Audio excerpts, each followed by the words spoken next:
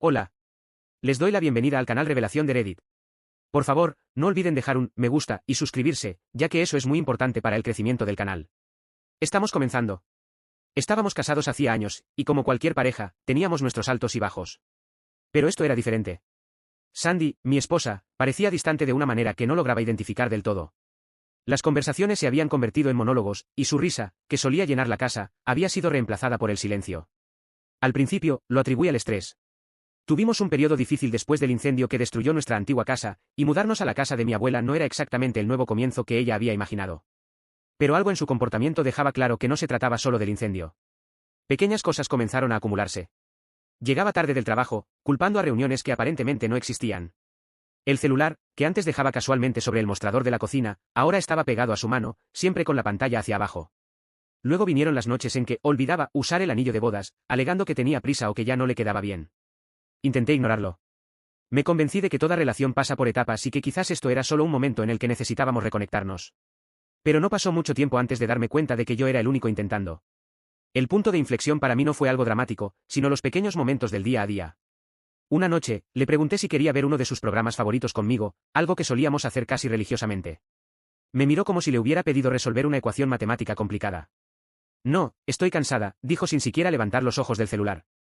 Más tarde, esa misma noche, la vi riéndose de algo en la pantalla, completamente absorta. No era el tipo de risa que surge de un meme gracioso. Era el tipo de risa que aparece cuando estás hablando con alguien que te hace sentir viva. En ese momento, ya no pude ignorar las señales. Ella se estaba alejando de mí, y había otra persona. Intenté racionalizar, pensando que tal vez estaba exagerando, pero la realidad estaba justo frente a mí.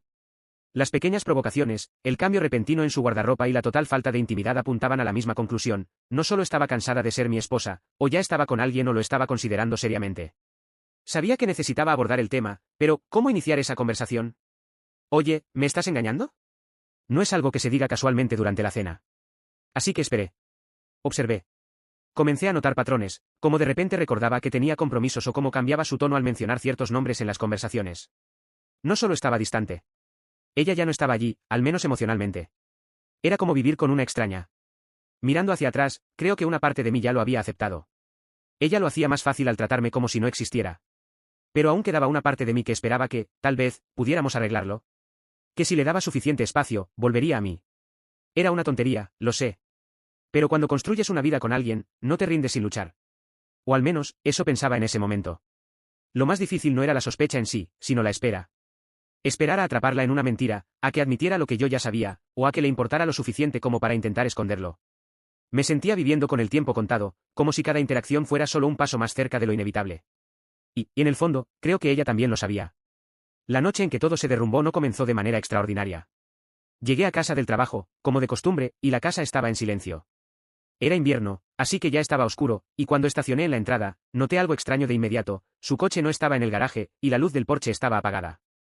Normalmente, eso no me habría molestado, pero, considerando cómo estaban las cosas, me dio un mal presentimiento. Entré y la llamé, pero no hubo respuesta. Al principio pensé que podría haber salido a comprar algo o visitar a una amiga. Pero cuando subí las escaleras, vi que la luz del dormitorio estaba encendida. Estaba allí, de pie frente a la cómoda, maquillándose. No llevaba los jeans y el suéter que solía usar para salidas casuales. No, tenía puesto un vestido negro, nuevo, que nunca había visto antes. El dobladillo era más corto y el escote, atrevido. Los tacones junto a ella eran los más altos que la había visto usar. Me quedé parado en la puerta por unos momentos, simplemente observando. Ni siquiera notó mi presencia, concentrada en el lápiz labial rojo que estaba aplicando, un tono que la hacía parecer completamente diferente. Fue entonces cuando lo entendí: eso no era solo una salida cualquiera. Era algo deliberado. Se estaba arreglando para alguien. Mi pecho se apretó, pero me mantuve tranquilo. No grité, no exigí respuestas. En cambio, pregunté: ¿vamos a algún lugar? Su mano se detuvo a medio movimiento, y me miró a través del espejo. No había ni un rastro de culpa en su expresión, solo irritación. No, respondió fríamente. Voy a salir. Tengo una cita. Me quedé allí parado, mirándola. ¿Me escuchaste?, dijo con un tono cortante. Dije que tengo una cita. Voy a salir con otro hombre. Mi corazón latía con fuerza, pero me negué a darle la satisfacción de un espectáculo. No, dije, manteniendo mi tono calmado. Ella se giró para mirarme, visiblemente irritada. ¿No? ¿No qué? No vas a salir a una cita, respondí. Al menos, no mientras vivamos bajo el mismo techo. Si quieres ver a otra persona, está bien, pero haz tus maletas y encuentra otro lugar donde quedarte. En cuanto salgas, presentaré los papeles del divorcio y podrás hacer lo que quieras. Su risa fue amarga y cruel. No me voy a ir, dijo. Me gusta esta casa, y cuando sea mía, haré lo que quiera con ella. Y si sigues actuando como un idiota, me aseguraré de quedarme con la mayor parte del dinero cuando la vendamos. Respiré hondo, intentando mantener la paciencia. Haznos un favor, le dije, y vete a casa de tus padres hasta que esto termine. Eres tú quien quiere salir, no yo. Cruzó los brazos, con una expresión presuntuosa en el rostro. Ah, volveré en 30 minutos, dijo. Es mejor que no estés aquí cuando regrese o llamaré a la policía. Diré que me amenazaste, tal vez incluso que me golpeaste. ¿Sabes cómo funciona? Te arrestarán por 48 horas, y en ese tiempo cambiaré las cerraduras. Sentí una rabia fría instalarse en mí. ¿De verdad creía que podía manipularme así? Estás cometiendo un error, dije con voz calmada pero firme. Crees que puedes intimidarme, pero no voy a ninguna parte. Ella puso los ojos en blanco y volvió a mirarse al espejo, murmurando algo sobre retocar su lápiz labial. Salí del dormitorio con la mente acelerada. Si pensaba que podía pasar por encima de mí, estaba equivocada. Cuando dejé esa habitación, mi cabeza no estaba llena de pánico, sino de claridad. Sabía cuál era su juego y, si quería jugar sucio, yo podía adaptarme. Pensaba que tenía toda la ventaja, sus amenazas, su confianza, la forma en que hablaba como si ya fuera dueña de la casa y de mi vida. Eso encendió una chispa en mí. Pero, en lugar de perder la cabeza, me concentré en lo que podía controlar. Fui al garaje y vi el bate de béisbol de aluminio apoyado contra la pared. Era el mismo bate que usaba en los juegos de verano con amigos.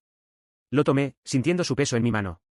Su coche estaba estacionado afuera, y casi podía imaginar su sonrisa presuntuosa al pensar en salir para encontrarse con su amante, dejándome atrás.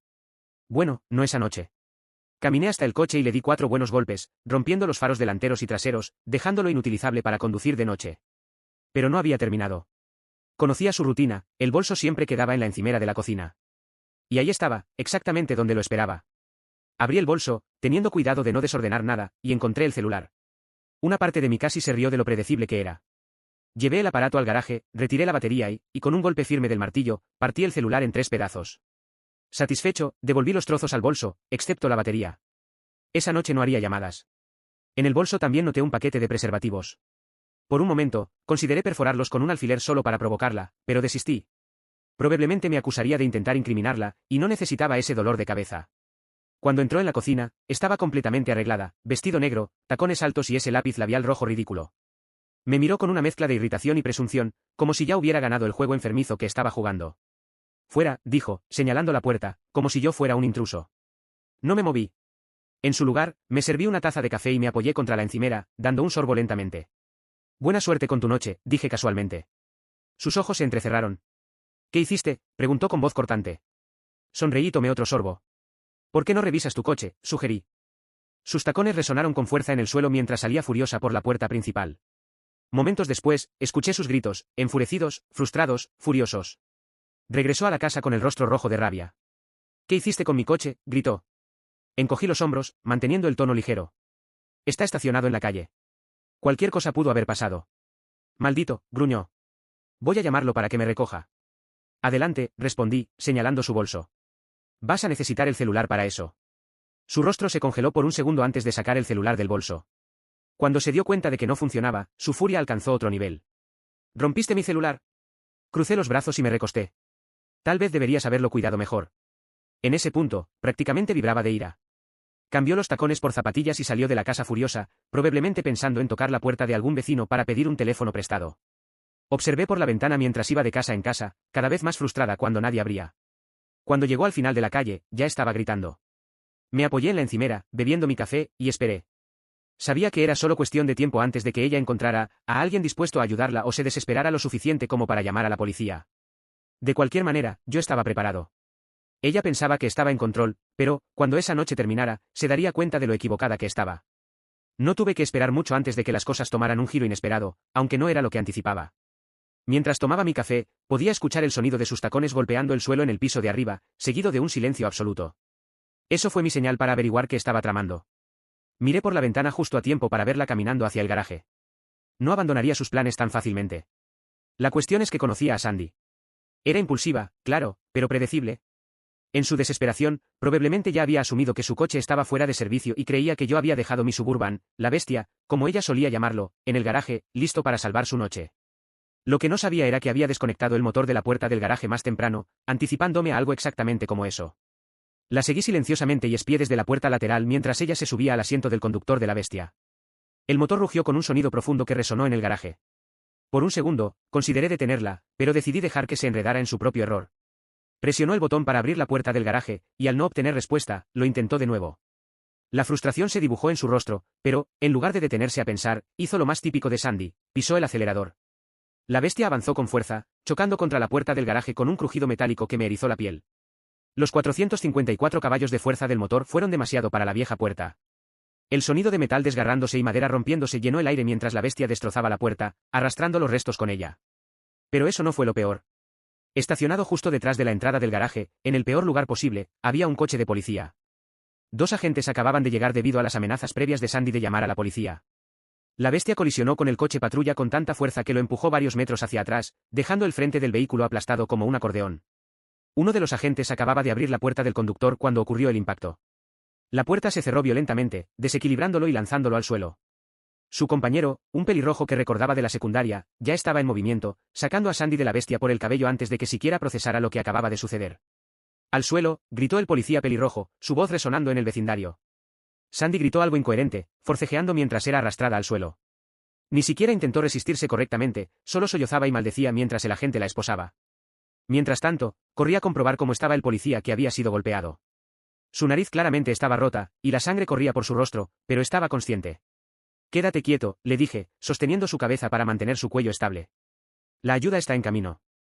Los siguientes 20 minutos fueron un torbellino de caos. Vecinos espiaban desde las cortinas, y algunos valientes salían a mirar. Llegaron ambulancias con luces intermitentes y más coches patrulla llenaron la calle. Respondí preguntas mientras mantenía un ojo en Sandy, que estaba sentada en la parte trasera de otro coche patrulla, esposada y llorando como una niña atrapada robando. Cuando todo se calmó, Sandy estaba en camino al hospital con el ego herido, el cuello adolorido por el airbag y una creciente lista de cargos, imprudencia, daños a la propiedad y agresión a un oficial con un vehículo, por mencionar algunos. En cuanto a mí, me quedé en la entrada del garaje, observando los restos de la bestia siendo remolcados. Debería estar furioso, pero, honestamente, me sentí aliviado. No se trataba solo del coche o del desastre en el garaje, era tener finalmente pruebas, evidencia irrefutable de que Sandy era su peor enemiga. Con todas sus amenazas, manipulaciones y arrogancia, finalmente había chocado contra un muro, literal y figurativamente. Por primera vez en meses, sentí que podía respirar.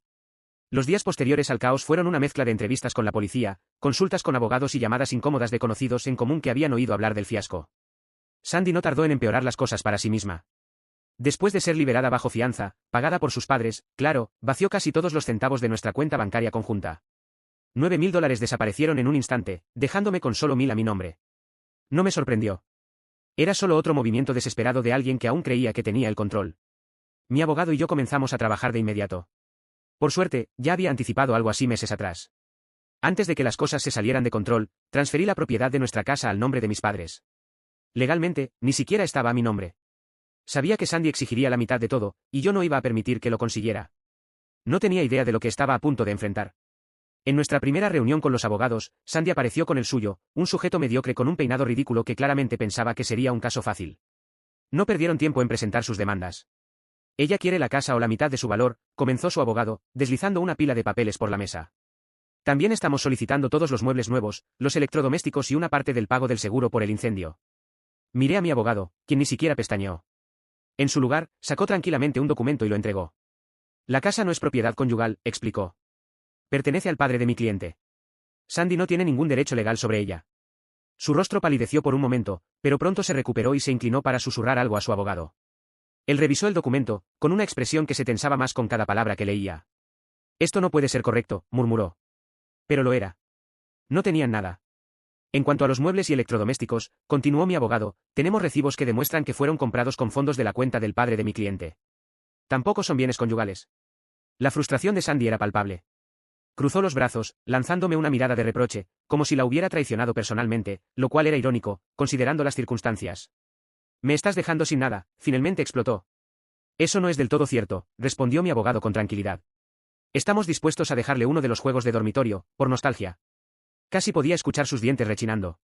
Poco después salió de la sala pisando fuerte, dejando a su abogado para negociar el resto. Al final, logró quedarse con el coche, una parte del dinero que retiró y poco más. Su abogado sabía que la situación no le favorecía y la convenció de llegar a un acuerdo antes de que las cosas empeoraran. El juez no se contuvo al finalizar el divorcio, elogiando mi proactividad para proteger mis bienes, que fue su manera educada de decir que Sandy había sido superada en todas sus jugadas. Cuando el martillo golpeó, yo era libre, y ella tuvo que lidiar con el lío legal que creó al estrellar la bestia contra un coche patrulla. Para mí, no se trataba de venganza, sino de autopreservación. Sandy intentó manipular, intimidar y presionarme para quedarse con todo, pero subestimó quién era yo. Pensaba que simplemente cedería y la dejaría ganar. En cambio, jugué a largo plazo y, cuando todo terminó, salí con mi dignidad intacta. Después de que se asentó el polvo y la tinta se secó en los papeles del divorcio, finalmente tuve un momento para respirar. Al principio, se sentía extraño, casi como si estuviera entrando en la vida de otra persona. Durante años, mi rutina, mis pensamientos e incluso mi felicidad habían girado en torno a Sandy y nuestro matrimonio. Ahora, ella simplemente ya no estaba. La casa estaba en silencio, pero no de una manera solitaria, sino más bien como una paz. Finalmente, podía concentrarme en mí mismo y en lo que quería, en lugar de caminar constantemente sobre cáscaras de huevo a su alrededor. Pasé los primeros meses reconstruyendo mi vida, reparando la casa, reconectándome con viejos amigos y redescubriendo pasatiempos que había descuidado durante años. No se trataba de distraerme, sino de recuperar quién era antes de que todo se derrumbara. Una de las primeras cosas que hice fue volver al campo de tiro. Siempre fue algo que disfruté, pero, en los últimos años de mi matrimonio, nunca tuve tiempo para ello. En una de esas visitas, me encontré con la sargento Swee, la misma oficial que arrestó a Sandy durante el incidente en el garaje. Estaba allí, vestida con jeans y una blusa casual, completamente diferente a la persona seria y uniformada que había visto antes. Conversamos por un rato y descubrí que ella también estaba recién soltera. Su divorcio había sido complicado, aunque no tan caótico como el mío. Una cosa llevó a la otra y la invité a salir. Para mi sorpresa, aceptó. Nuestra primera cita fue especial. Me presenté con mi mejor traje, probablemente exagerando, pero ella pareció apreciar el esfuerzo. Desde el principio, dejó claro que no estaba interesada en juegos ni dramas, y, honestamente, yo tampoco. 9 meses después, nos casamos, y puedo decir genuinamente que ha sido el periodo más feliz de mi vida. Ella no es solo mi esposa, es mi compañera en todos los sentidos de la palabra. Construimos una vida juntos basada en respeto mutuo y confianza, dos cosas que habían faltado durante mucho tiempo en mi matrimonio anterior. En cuanto a Sandy, he escuchado algunas cosas sobre ella a través de conocidos en común. Se casó 2 veces más, y por lo que entiendo, el segundo marido parece estar logrando mantenerla bajo control. Bien por él, supongo. Ya no guardo rencor hacia ella. Me tomó tiempo llegar a este punto, pero entendí que mantener resentimientos solo me anclaría al pasado. Hoy en día, mi vida es simple y gratificante. Recientemente, mi esposa y yo celebramos nuestro 25º aniversario de matrimonio con un crucero fluvial por Europa, un viaje que ella siempre había soñado hacer. Nuestros hijos han crecido y están bien, y no podría estar más orgulloso de ellos. La semana pasada, entregamos la antigua casa de mi abuela a nuestra hija como regalo de bodas. Pareció lo correcto, un momento de cierre, ya que esa casa fue escenario de tanto dolor y transición, pero ahora inicia un nuevo capítulo para ella. De vez en cuando, pienso en aquellos días caóticos con Sandy. No con arrepentimiento, sino con gratitud.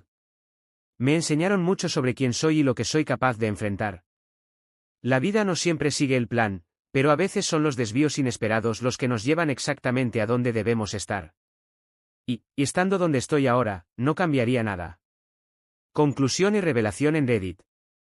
La historia de Sandy y su esposo no termina como un típico relato de traición y divorcio. Al contrario, se desarrolla como un juego de estrategia donde las piezas se mueven con precisión y las consecuencias son devastadoras. Esta historia no trata de traición ni de venganza, sino de reconocer el propio valor y saber cuándo es el momento de luchar por proteger lo que es tuyo. Sandy, quien comenzó como una mujer llena de secretos y maniobras, vio cómo su red de manipulaciones se desmoronaba frente a un compañero más astuto de lo que ella imaginaba. El esposo, que parecía ser solo una víctima silenciosa, demostró que no solo veía más allá de las mentiras, sino que también estaba dispuesto a protegerse a toda costa. La destrucción del coche, el enfrentamiento en el garaje y la batalla legal fueron solo los capítulos finales de una contienda donde el verdadero ganador no fue quien tuvo la última palabra, sino quien supo mantener su dignidad intacta. Al final, ella perdió mucho más de lo que imaginaba, mientras él ganó algo que no se puede medir en bienes materiales, la libertad de comenzar de nuevo sin las sombras de una relación que ya se había vuelto irreconocible.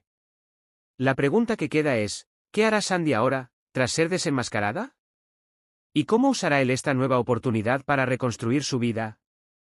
Algunas batallas terminan sin finales felices, pero las lecciones permanecen. Y, en este caso, serán recordadas por mucho tiempo. Y así termina la historia de hoy. Si te gustó, no olvides dejar tu me gusta y comentar qué opinas aquí abajo. Tu apoyo es súper importante para que YouTube muestre nuestro contenido a más personas. Y si eres nuevo por aquí, suscríbete al canal para no perderte ninguna historia nueva. Gracias por vernos, y hasta la próxima historia de nuestro canal.